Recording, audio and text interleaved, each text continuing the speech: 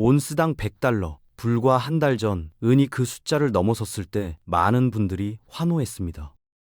그런데 곧바로 80달러대로 꺼졌죠. 그리고 지금 다시 93달러를 넘어서며 재반등하고 있습니다. 1년 전과 비교하면 무려 200% 넘게 오른 가격인데 시장은 여전히 롤러코스터입니다. 지금 이 변동성 뒤에 뭐가 있는 걸까요? 중동 전쟁, 미국의 관세 압박, 그리고 조용히 진행 중인 에너지 패권 전쟁. 강대국들은 이미 은을 전략 물자로 지정하고 쓸어담기 시작했습니다.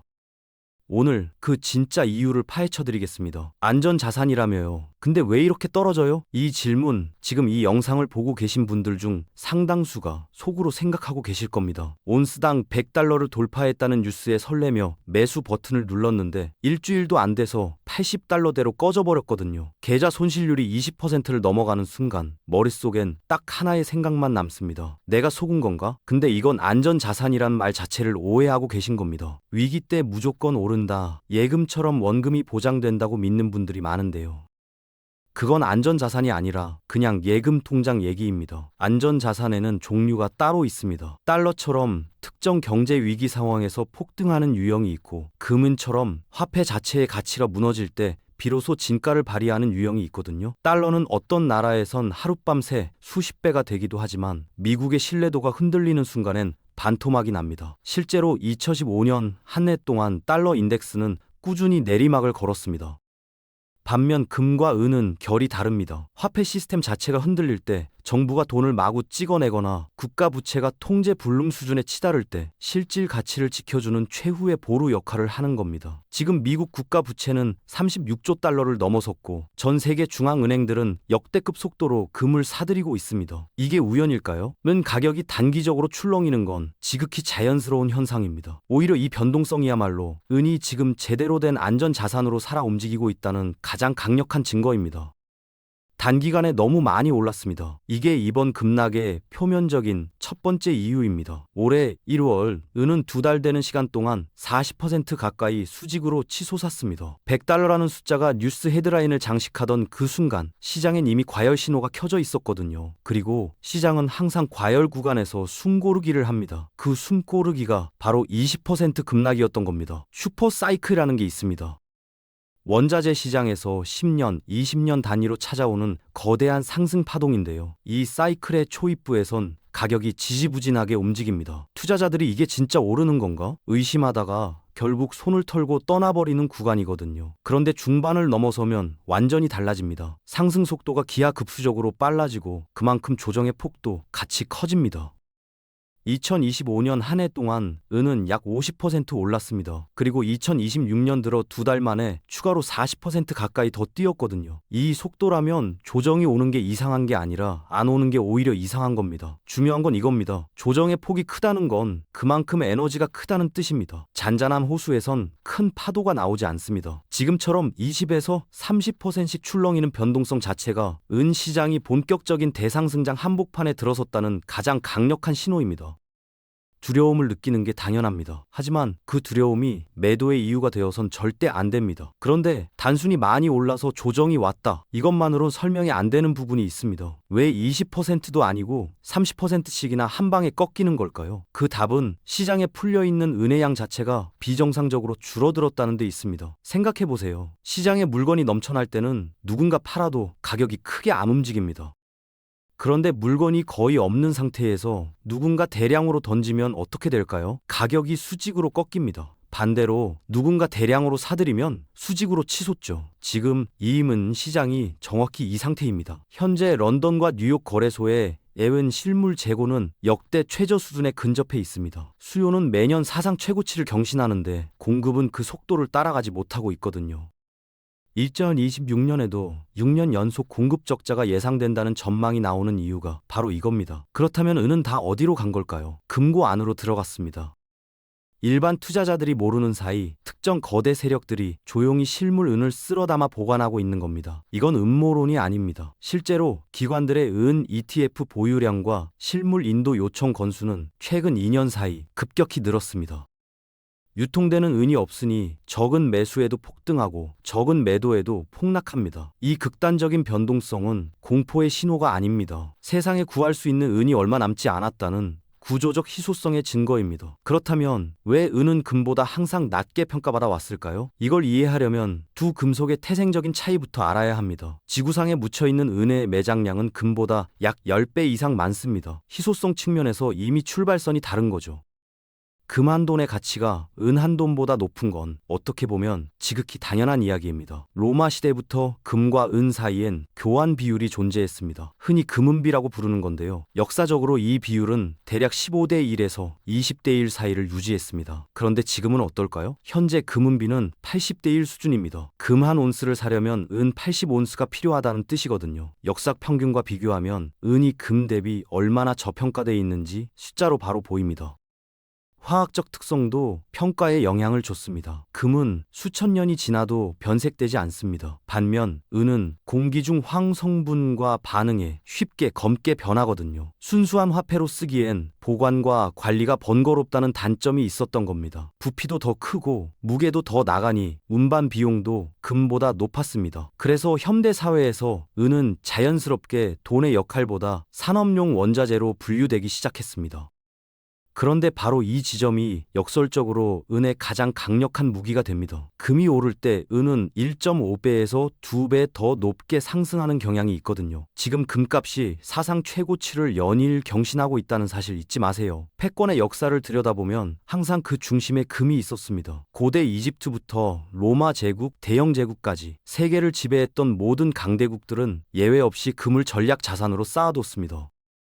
전쟁이 나도 왕조가 바뀌어도 금만 있으면 국가의 부는 유지됐거든요. 이건 수천 년을 관통하는 불변의 법칙입니다. 현대 패권의 결정적 분기점은 1944년이었습니다. 2차 세계대전이 끝나갈 무렵 미국은 브레튼 우즈 회의에서 전 세계 금의 70%를 쥔 채 협상 테이블에 앉았습니다. 결론은 간단했습니다. 달러를 금과 연동시키고 전 세계가 달러를 기축통화로 쓰게 만든 거죠. 금을 가장 많이 가진 나라가 세계 경제의 룰을 짠 겁니다. 1971년 닉슨이 금 태환을 중단하면서 달러는 금의 굴레에서 벗어났습니다. 하지만 각국 중앙은행들은 지금도 금을 사들이고 있습니다. 2024년 한 해 동안 전 세계 중앙은행들이 순매수한 금은 1000톰을 훌쩍 넘겼거든요. 달러 패권이 흔들릴수록 금에 대한 신뢰는 오히려 강해지는 겁니다. 특히 미국과 패권 경쟁을 벌이는 중국과 러시아는 최근 수년간 금 보유량을 공격적으로 늘리고 있습니다. 달러 중심의 국제 금융 시스템에서 이탈하려는 움직임이거든요. 패권 전쟁이 격화될수록 금은 더욱 강하게 빛납니다. 그리고 금이 빛날 때 은은 그 뒤를 바짝 따라옵니다. 은을 단순한 귀금속으로 보는 시대는 끝났습니다. 지금 전 세계 산업 현장에서 은은 없어서 못 구하는 소재가 됐습니다. 전기차 한 대에 들어가는 은의 양이 일반 내연기관 차량의 2배가 넘습니다. 태양광 패널 한 장을 만드는데도 은이 들어가고 AI 서버를 돌리는 데이터 센터의 핵심 부품에도 은이 쓰입니다. 첨단 기술이 고도화될수록 은의 수요는 기하급수적으로 늘어나는 구조입니다. 왜 하필 은일까요? 은은 지구상에 존재하는 모든 금속 중에서 전기 전도율이 가장 높습니다. 구리로 쓰이긴 하지만 정밀도가 요구되는 첨단 부품일수록 구리로는 한계가 있거든요. 반도체, 의료기기, 군사 장비까지 대체제가 없는 소재라는 게 은의 가장 강력한 경쟁력입니다. 숫자로 보면 더 명확합니다. 2024년 기준 은의 산업 수요는 전체 수요의 60%를 넘어섰습니다. 불과 10년 전만 해도 이 비율은 40%대였거든요. 그리고 이 비율은 매년 가파르게 올라가고 있습니다. 세계은협회는 2030년까지 태양광 산업 하나에서만 은 수요가 지금의 2배 이상으로 늘어날 것이라고 전망했습니다. 투자 자산으로서의 은과 산업 원자재로서의 은이 동시에 수요가 폭발하는 상황. 공급은 제자리인데 수요가 두 방향에서 동시에 치고 들어오는 겁니다. 이런 구조가 만들어지면 가격이 어떻게 움직일지 굳이 설명이 필요할까요? 1970년대를 지배했던 단어가 하나 있습니다. 페트로달러. 석유를 가진 나라가 세계를 움직이던 시대였습니다. 중동의 산유국들이 석유 수출로 벌어들인 달러를 미국 국채에 쏟아붓고 미국은 그 돈으로 패권을 유지했습니다. 석유가 곧 권력이었던 시대. 그런데 지금 그 시대가 끝나가고 있습니다. 에너지 패권이 석유에서 전기로 이동하고 있거든요. 전기차가 내연기관을 밀어내고 태양광과 풍력이 화력 발전을 대체하고 있습니다. 2025년 기준으로 전 세계 신규 발전 설비의 절반 이상이 재생에너지였습니다. 이 흐름은 되돌릴 수 없습니다. 그런데 전기 에너지 시대에서 진짜 핵심 과제는 전기를 만드는 것만이 아닙니다. 만든 전기를 어떻게 저장하고 전달하느냐가 더 중요한 문제거든요.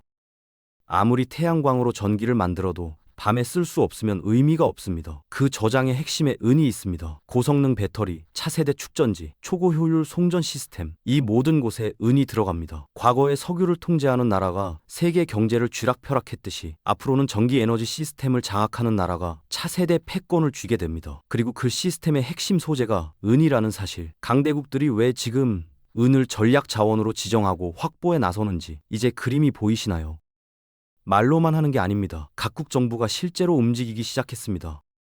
2024년 1월 중국이 조용히 하나의 제도를 바꿨습니다. 은 수출 허가제 도입입니다. 아무나 은을 해외로 팔 수 없게 국가가 직접 통제하기 시작한 거거든요. 전 세계 은 생산량의 상당 부분을 차지하는 중국이 수출문을 걸어 잠그기 시작했다는 건 단순한 행정 조치가 아닙니다. 은을 전략 물자로 선언한 겁니다. 미국도 움직였습니다. 한때 전략 광물 목록에서 제외했던 은을 다시 목록에 포함시켰습니다. 반도체, 히토류처럼 국가 안보와 직결된 자원으로 재분류한 거죠. 미국이 뭔가를 전략 자원으로 지정한다는 건 그 자원을 둘러싼 패권 경쟁이 이미 시작됐다는 신호입니다. 러시아는 한술 더 떴습니다. 은을 아예 외환 보유고에 포함하겠다는 계획을 공식 발표했거든요. 외환 보유고는 국가가 최후의 수단으로 지키는 자산입니다. 달러, 유로, 금 같은 것들이 들어가는 자리에 은을 넣겠다는 겁니다. 이건 은의 위상이 귀금속에서 국가 전략 자산으로 완전히 격상됐다는 선언이나 다름없습니다. 세계 3대 강대국이 동시에 은 확보에 나서고 있습니다. 이 나라들이 틀렸을 가능성과 맞을 가능성, 어느 쪽이 더 높다고 보십니까? 말로만 하는 게 아닙니다. 각국 정부가 실제로 움직이기 시작했습니다. 2024년 1월 중국이 조용히 하나의 제도를 바꿨습니다. 은 수출 허가제 도입입니다. 아무나 은을 해외로 팔 수 없게 국가가 직접 통제하기 시작한 거거든요. 전 세계 은 생산량의 상당 부분을 차지하는 중국이 수출문을 걸어 잠그기 시작했다는 건 단순한 행정 조치가 아닙니다. 은을 전략 물자로 선언한 겁니다. 미국도 움직였습니다. 한때 전략 광물 목록에서 제외했던 은을 다시 목록에 포함시켰습니다. 반도체, 히토류처럼 국가 안보와 직결된 자원으로 재분류한 거죠. 미국이 뭔가를 전략 자원으로 지정한다는 건 그 자원을 둘러싼 패권 경쟁이 이미 시작됐다는 신호입니다. 러시아는 한술 더 떴습니다. 은을 아예 외환 보유고에 포함하겠다는 계획을 공식 발표했거든요. 외환 보유고는 국가가 최후의 수단으로 지키는 자산입니다. 달러, 유로, 금 같은 것들이 들어가는 자리에 은을 넣겠다는 겁니다. 이건 은의 위상이 귀금속에서 국가 전략 자산으로 완전히 격상됐다는 선언이나 다름없습니다. 세계 3대 강대국이 동시에 은 확보에 나서고 있습니다. 이 나라들이 틀렸을 가능성과 맞을 가능성, 어느 쪽이 더 높다고 보십니까? 지금 우리가 보는 은 가격은 실물 은의 가격이 아닙니다. 실물 없이 종이 계약으로만 거래되는 선물 시장의 가격입니다. 런던과 뉴욕 거래소에서 하루에 거래되는 은의 양은 실제 전 세계 연간 생산량을 훌쩍 넘습니다. 존재하지도 않는 은이 매일 사고 팔리고 있는 거거든요. 이 구조의 약점은 명확합니다. 2022년 런던 금속 거래소에서 니켈 가격이 하루 만에 250% 폭등하자 거래소는 거래 자체를 강제로 중단시켰습니다. 투자자들의 계약을 일방적으로 취소해버린 거죠. 금과 은도 마찬가지였습니다. 가격이 급등할 때마다 거래소는 증거금을 갑자기 올리거나 실물을 대량으로 풀어 가격을 인위적으로 눌러왔습니다. 하지만 역사는 하나의 사실을 증명합니다. 인류 역사상 정부나 거래소가 금은 가격을 영원히 통제하는 데 성공한 사례는 단 한 번도 없었습니다. 그렇다면 지금 손실 중인 분들은 어떻게 해야 할까요? 먼저 현재 상황을 냉정하게 직시해야 합니다. 지금은 본격적인 상승장의 중후반부입니다. 단기 조정에 흔들려 매도 버튼을 누르는 건 가장 비싼 수업료를 내는 방법입니다. 역사적으로 금은 상승 사이클에서 조정 구간에 팔았던 투자자들이 가장 크게 후회했거든요. 가격이 억눌리는 지금 이 구간을 다르게 보시길 권합니다. 세상에 얼마 남지 않은 은을 싸게 살 수 있는 기회입니다. 중국, 미국, 러시아가 국가 차원에서 쓸어 담고 있는 그 자산을 지금 일반 투자자들도 살 수 있는 가격대에 있다는 겁니다. 물론 쉽지 않습니다. 계좌 손실률이 빨간 숫자로 가득할 때 추가 매수 버튼을 누르는 건 대단한 심리적 용기가 필요한 일이거든요. 하지만 투자의 역사에서 큰 수익을 가져간 사람들은 항상 이 구간에서 버텼던 사람들이었습니다. 변동성에 흔들리지 않으려면 본질을 붙잡아야 합니다. 화폐 가치는 계속 떨어지고 있고 은의 산업적 희소성은 매년 높아지고 있습니다. 이 두 가지 사실이 바뀌지 않는 한 방향은 정해져 있습니다. 여유 자금으로, 긴 호흡으로, 흔들리지 않는 뚝심으로 가져가시길 바랍니다. 음은 더 이상 단순한 귀금속이 아닙니다. 에너지 패권이 바뀌고 있고 기술 패권 전쟁이 격화되고 있습니다. 그 한복판에 은이 있습니다. 강대국들은 이미 움직였고 시장은 이미 반응하고 있습니다. 단기적인 가격 조정과 시스템적 통제는 이 거대한 흐름을 막지 못합니다. 역사가 그것을 증명해왔거든요. 지금 이 순간 가장 위험한 건 변동성이 아닙니다. 올바른 정보 없이 공포에 흔들리는 겁니다. 공부하십시오. 숫자 뒤에 숨겨진 구조를 이해하는 투자자만이 결국 웃을 수 있습니다. 위기는 항상 기회의 다른 이름이었습니다. 오늘 영상은 여기까지입니다. 시청해주셔서 감사합니다.